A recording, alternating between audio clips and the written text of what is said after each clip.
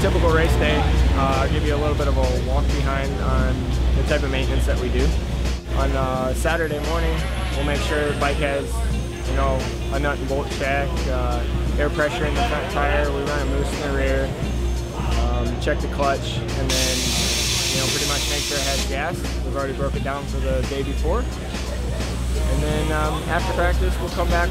We don't usually wash in between practice. The less water that you add to the bike, the better. After practice, typically go ahead and do a good wash job and switch out tires, check clutch.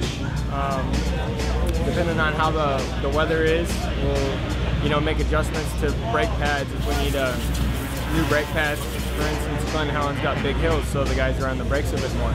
Double check, make sure coolant's always good, fill the fuel back up. Always do a nut and bolt check, and then on the gas side of it, we do a parade lap for the motos. So we actually have a fuel bottle that we prep, take it with us, and fill up before the moto. After Moto 1, you know, hopefully we go to the podium, we'll come back, we'll do our wash job again. We'll throw a new rear tire on, check brake pads, nut and bolt check, fill the gas up, and put a new clutch in for Moto 2. And it's pretty much what we do.